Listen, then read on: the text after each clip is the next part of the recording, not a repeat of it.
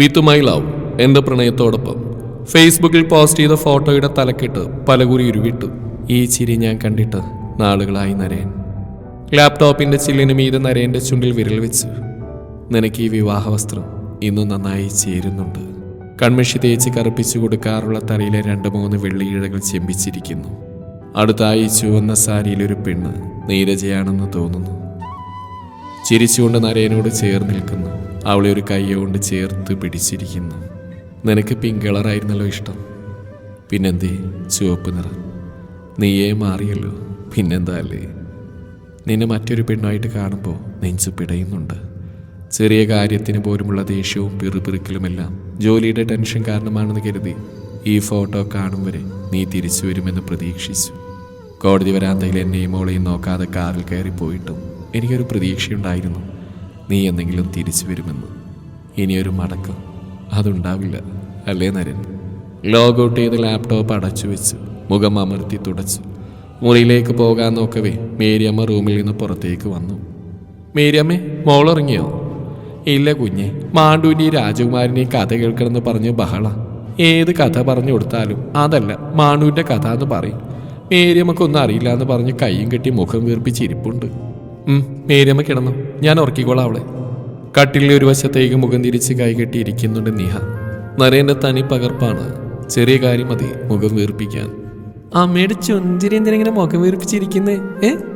കവിള് വീർപ്പിച്ച് കാണിച്ച് ചോദിച്ചു. ഇടം കണ്ണിട്ട് എന്നെ നോക്കുന്നുണ്ട്. അയ്യേ, വലിയ കുട്ടികൾ ഇങ്ങനെയാണോ ഇരിക്കുക? അതും പറഞ്ഞ് ഉടുപ്പ് ശരിയാക്കി പിന്നെ ഒരു കൈകെട്ടിയിരുന്നു. എന്നോട് കൂട്ടുകൂടിയാ ഞാനൊരെണ്ണം തരാലോ.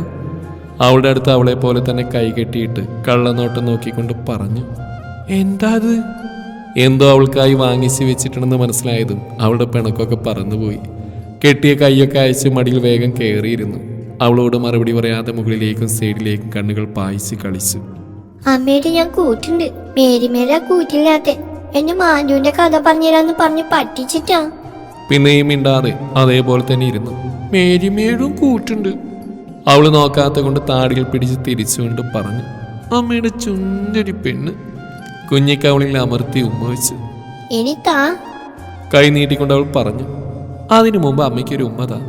ദേ ഇവിടെയും 2 കവിളും കാണിച്ചു കൊടുത്തപ്പോൾ നനുത്തൊരു ഉമ്മ തന്നു ആ കുഞ്ഞി ചുണ്ടുകൾ കൊണ്ട്. ഒന്നുകൂടി കുഞ്ഞിക്കവളിൽ ഉമ്മ വെച്ച് അവളെ മടിയിൽ നിന്ന് കട്ടിലേക്ക് ഇരുത്തി. കയ്യിൽ ഒളിപ്പിച്ച വാട്ടർ കളറിന്റെ കുഞ്ഞു ബോക്സ് കയ്യിൽ കൊടുത്തു.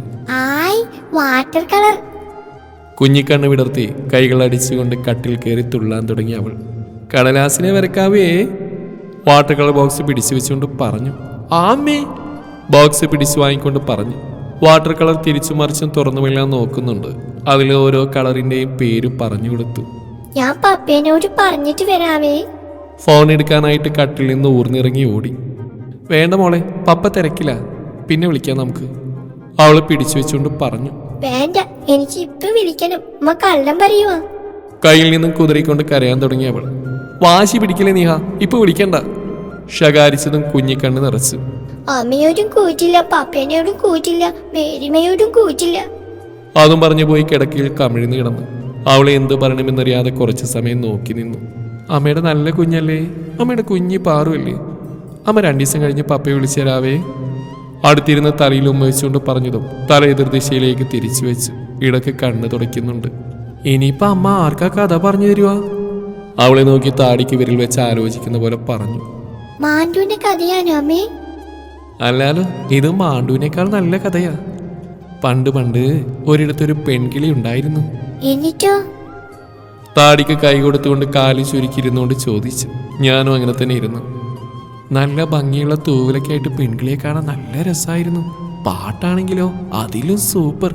പെൺകിളിയുടെ ഭംഗിയും പാട്ടൊക്കെ കേട്ടിട്ടും ഒരാൺകിളിക്ക് പെൺകിളിയെ ഭയങ്കരമായിട്ട് ഇഷ്ടമായി. അവൾ എവിടെ പോയാലും ആ ആൺകിളി പുറകെ പറന്നു വരും. അവൾക്ക് ചുറ്റും ചിറകടിച്ച് പറന്ന് ശ്രദ്ധ ആകർഷിക്കും. എന്നിട്ട് പെൺകിളി ശ്രദ്ധിച്ചോ? ആദ്യമൊന്നും ശ്രദ്ധിച്ചില്ല, പിന്നെ ശ്രദ്ധിക്കാൻ തുടങ്ങി. ആൺകിളി പറഞ്ഞു, നീ ഇല്ലാതെ ജീവിക്കാൻ പറ്റൂല, ഭയങ്കര ഇഷ്ടാന്നൊക്കെ. അതൊക്കെ കേട്ടപ്പോൾ പെൺകിളിക്കും ചെറിയ ഇഷ്ടമൊക്കെ തോന്നി തുടങ്ങി. പതിയെ അത് വലിയ ഇഷ്ടമായി മാറി. എന്നിട്ട് അവര് കല്യാണം കഴിച്ചോ? ആകാംക്ഷയോട് അവൾ ചോദിച്ചു. കഴിച്ചു. അവര് സന്തോഷത്തോടെ ജീവിക്കാൻ തുടങ്ങി. ആൺകിളിക്ക് വേണ്ടി മാത്രം അവൾ പാട്ടുകൾ പാടി. പിന്നെ കുറച്ച് കഴിഞ്ഞപ്പോൾ ഒരു കുഞ്ഞിക്കിളി കൂടി വന്നു. കുഞ്ഞിക്കിളി വയറ്റിൽ വാവിയായിരിക്കുമ്പോൾ പെൺകിളിയുടെ തൂവലൊക്കെ കൊഴിയാൻ തുടങ്ങി. തടിച്ച് വയറൊക്കെ ചീർത്ത് അമ്മയുടെ വയറ് പോലെയായി. വയറിൽ കൈവച്ചുകൊണ്ട് അവൾ പറഞ്ഞു. വാവ വയറ്റിലുള്ള സമയത്ത് വാവയുടെ മുടിച്ചിരുകൾ കൊണ്ട് ചൊറിഞ്ഞ് വയറ്റിലാകെ പാടുകൾ വന്നു. പിന്നെ മാതൃത്വത്തിൻ്റെ മുറിവും വയറ്റിലുണ്ടായി. കുഞ്ഞിക്കിളി പാല് ചപ്പി കുടിച്ചുകൊണ്ട് പെൺകിളിയുടെ മാറിടം ഞാന്ന് തുടങ്ങി. ആ പെൺകിളിയെ കണ്ട ആ ആൺകിളിയുടെ അമ്മയെ പോലെ ഉണ്ടെന്ന് ആൺകിളിയുടെ ഫ്രണ്ട്സും കുടുംബക്കാരും എല്ലാം പറയാൻ തുടങ്ങി. പാവം പെൺകിളി, സങ്കടത്തോടെ നീഹ പറഞ്ഞു. എന്നിട്ടോ അമ്മേ? നിച്ചുവിൻ്റെ ആ ചോദ്യം വേണ്ടി വന്നു ചിന്തയിൽ നിന്ന് ഉണരാൻ. എന്നിട്ട് കുഞ്ഞിക്കിളി വന്നോടെ പെൺകിളിക്ക് ആൺകിളിക്ക് വേണ്ടി മാത്രമായിട്ട് വേണ്ടി പാടാൻ പറ്റാതെയായി. കുഞ്ഞിക്കിളിയുടെ കാര്യങ്ങളൊക്കെ നോക്കണ്ടേ? അപ്പോഴാ ആ ആൺകിളി ഭംഗിയുള്ള വേറൊരു ആൺകിളിയെ കണ്ടു. അവളെ ആൺകിളിക്ക് ഇഷ്ടമായി. അയ്യേ, ചീത്ത ആൺകിളി. ഒരീസം അമ്മക്കിളിയോട് ആൺകിളി പറഞ്ഞു, ഈ മുറിയിൽ അന്യരെ പോലെ. മുറിയിലോ? കിളികള് കൂട്ടിലല്ലേ? താടിക്ക് കൈ കൊടുത്ത് കൈമാറ്റിക്കൊണ്ട് ചോദിച്ചപ്പോൾ ചിന്തകൾ വീണ്ടും മുറിഞ്ഞു. ആ കൂട്ടിലിങ്ങനെ പരസ്പരം ഇഷ്ടമല്ലാണ്ട് കഴിയുന്നെന്തിനാ? നമുക്ക് പിരിയാം. എനിക്ക് വേറൊരു പെൺകിളിയെ ഇഷ്ടമാന്നൊക്കെ. അമ്മക്കിളി കുറേ പറഞ്ഞു, പോവരുത്, നിങ്ങളില്ലാണ്ട് ജീവിക്കാൻ പറ്റില്ല, നമ്മുടെ കുഞ്ഞിനെ ഓർത്തെങ്കിലും പോവരുതെന്ന്. എന്നിട്ടും ആൺകിളി പോയോ? പോയി. ആ പെൺകിളിയുടെ കൂടെ ജീവിക്കാൻ തുടങ്ങി. അപ്പൊ അമ്മക്കിളിയും കുഞ്ഞിക്കിളിയോ? അമ്മക്കിളി കുഞ്ഞിക്കിളി ഇങ്ങനെ ചേർത്ത് പിടിച്ച് ജീവിക്കാൻ തുടങ്ങി. നമുക്ക് രണ്ടാക്കും അമ്മക്കിളിയെയും കുഞ്ഞിക്കിളിയെയും പോലെ ഉറങ്ങാം, അല്ലേ? നിച്ചു ഉറക്കം വരുന്നില്ല. തലവെട്ടിച്ചുകൊണ്ട് നിച്ചു പറഞ്ഞു. കണ്ണടച്ച് കിടന്ന വേഗം ഉറക്കം വരും. ഇല്ല, വരൂല. പിന്നെ ഇരുവശത്തേക്കും തലയാട്ടിക്കൊണ്ട് കുഞ്ഞ് പറഞ്ഞു, എന്ന് ഉറക്കം വരുത്തി തരട്ടെ. എങ്ങനെയാ ഉറക്കം വരുത്തുക? അത്ഭുതത്തോടെ നിഹ ചോദിച്ചു. ദേ ഈ കൈയിലേക്ക് നോക്കിയേ. ഇടത് കൈ ചുരുട്ടിപ്പിടിച്ച് ഉയർത്തി. മജീഷ്യന്മാർ ചെയ്യുന്ന പോലെ വേഗത്തിൽ കൈ കുടഞ്ഞുകൊണ്ട് തുറന്നു. നീച്ചുമോൾക്ക് ഉറക്കം വന്നേ? ഇല്ലല്ലോ. നിഹ തലയാട്ടി രണ്ട് കൈയും വീശിക്കൊണ്ട് പറഞ്ഞു. ഇനിയിപ്പോ എന്ത് ചെയ്യും? ഇടുപ്പിൽ കൈവച്ച് ആലോചിക്കുന്ന പോലെ ആക്കി ചോദിച്ചു. അവളും കുഞ്ഞിവിരൽ താടിയിൽ കുത്തി തല മേലേക്കാക്കി ആലോചിക്കാൻ തുടങ്ങി. അമ്മ എന്നെ എടുത്ത് അതിലെ വാവോന്നാക്കി നടക്ക്. കൈ രണ്ടു നീട്ടിക്കൊണ്ട് പറഞ്ഞു. അമ്മയ്ക്ക് പൊന്തുന്നില്ലല്ലോ. അവളെ എടുക്കാൻ പറ്റാത്ത പോലെ അഭിനയിച്ചു. ആവും. കൈകൾ നീട്ടിക്കൊണ്ട് ബെഡിൽ നിന്ന് ചാടാൻ തുടങ്ങി. LKG പഠിക്കണ വലിയ കുട്ടിയായി. എന്നാൽ അമ്മ എടുത്താണെന്ന് വാവോന്നാക്കിയാലേ ഉറങ്ങും. കൂട്ടുകാരെങ്കിലും അറിഞ്ഞാൽ നാണക്കേടാവേ. അവള് കയ്യിലെടുത്തുകൊണ്ട് പറഞ്ഞു. സാരില്ല, അമ്മാരോടും പറയണ്ട, ഞാനും പറയൂല. നോക്കട്ടെ. തോളിൽ കിടന്ന നിഹയുടെ പുറത്ത് പതിയെ അടിച്ചുകൊണ്ട് മുറിയിലൂടെ നടന്നു. നിഹന്റെ പുറത്തും പതിയെ അടിക്കുന്നുണ്ടായിരുന്നു. അത് മെല്ലെ മെല്ലെ ഇല്ലാതായതും നിഹയെ ബെഡിൽ കിടത്തി. പപ്പ 2 ദിവസം കഴിഞ്ഞാ വിളിച്ചു തരുമോ? പാതി ഉറക്കത്തിലായിരുന്നു ചോദ്യം. അമ്മ വിളിച്ചു തരാം കേട്ടോ. അവളുടെ നെറ്റിയിൽ ഉമ്മ വെച്ച് കുറച്ച് സമയം ഉറങ്ങുന്നത് നോക്കിയിരുന്നു. മോളിനി എഴുന്നേൽക്കില്ലെന്ന് ഉറപ്പായപ്പോൾ ടേബിളിലെ ലാപ്ടോപ്പ് തുറന്ന് അതിന് മുന്നിലിരുന്നു. നരേൻ്റെ കല്യാണ ഫോട്ടോ ഒന്നുകൂടി എടുത്തു. നമ്മുടെ മോളാണ്. എന്താണ് നരേൻ ഞാൻ പറയേണ്ടത്? അവളുടെ പപ്പയുടെ ആദ്യ രാത്രിയായി നിന്നോ? നിന്നെപ്പോലെ ഞാനിന്ന് ഉറങ്ങില്ല നരേൻ. എനിക്കായി നീ പകർന്നെന്നൊക്കെ നീ ഇന്ന് മറ്റൊരാൾക്ക് കൊടുക്കുന്നു. നിന്റെ സ്നേഹം, സ്പർശനം എല്ലാം അവിടേത് മാത്രമായി. നീ ഇല്ലാതെ ജീവിക്കാൻ പറ്റില്ല എന്ന് പറഞ്ഞത് പാഴ്വാക്കായിരുന്നു നരേൻ. എന്നെ നോക്കുമ്പോൾ നിന്റെ കണ്ണിൽ നിറഞ്ഞെന്ന് പ്രണയമല്ലായിരുന്നു. നിനക്ക് എങ്ങനെ കഴിയുന്നു നരേൻ എന്നെ ഈ മോളെ ഒറ്റക്കാക്കാൻ? എൻ്റെ തെറ്റാണോ നരേൻ എൻ്റെ ശരീരം ഇങ്ങനെയായത്? എന്തായിരുന്നു എൻ്റെ തെറ്റ്?